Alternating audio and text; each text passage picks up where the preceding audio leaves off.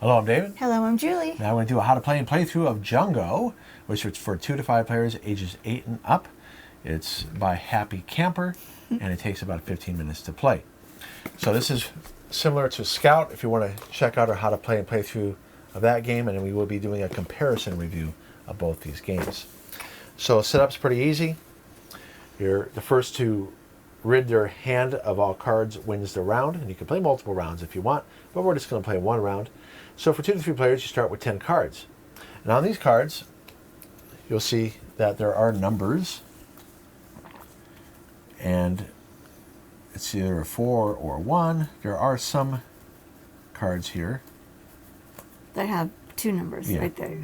And when you play it, you decide if it's a 5 or a 6. Okay. Okay. But it looks like the highest it goes to is 8. That's what it looked like. Yeah. All right, so we have our draw deck here, because when we go over the actions, one thing you can do is draw cards. Now, the most important thing to remember is that when you get your 10 cards, you cannot change the order. You do not rearrange the cards into suits. So we're going to play open hand.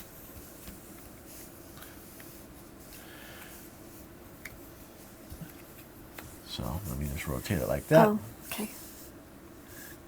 I was trying to be real careful. Well, we got to have room to play our cards.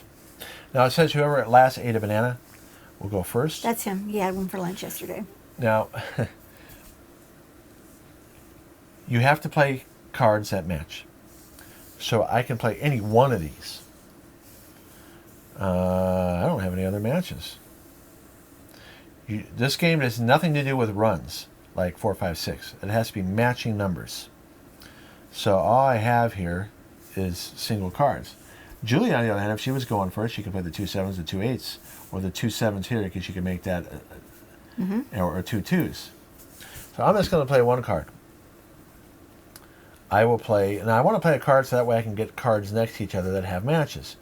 I have a terrible hand. Okay, I guess I'll play this one. That way I can get that 2 6s to match. So I've played one card. I am the active player. Julie has 2 options. She can play a card from her, any number of cards from her hand as long as they match. So she can play the 2 7s, the 2 8s, or the 2 7s, or the 2 2s. She can play one card to beat this card, and as long as it's, and I guess I'd have to say what this is. It's a 4. Okay, I thought you would do that. Okay. So as long as she has a 5, 6, 7, or 8, she can play one card and beat it. Well, I'm going to play these 2.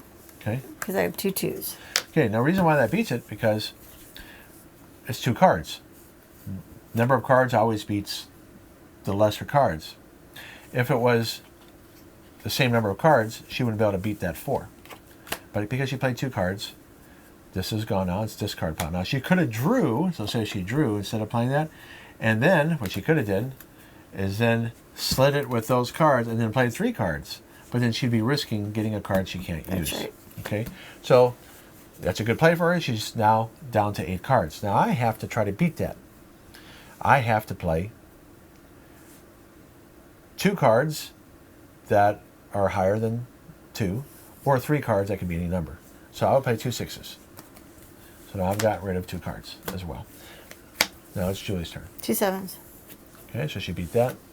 Now I cannot beat that, so I have to say Jungo. So I take the card, and I can add it anywhere in my hand. I can also discard it. I'm going to discard it. The round's over for me. I basically added a card, which means I'm not doing very well. It comes back to Julie. She gets rid of these 2 cards and plays again. Play a 1. She's just playing 1 card. Okay, I'm going to play these 2 cards. And for you, you can play 3 8s and try to screw me up, get rid of your cards. That's what I'm going to do. Yeah. And I don't have a play, so I have to Jungo. I'm not going to add it to my hand. It's not going to help me. So I discard it. Julie gets rid of those 3 cards because it came back to her.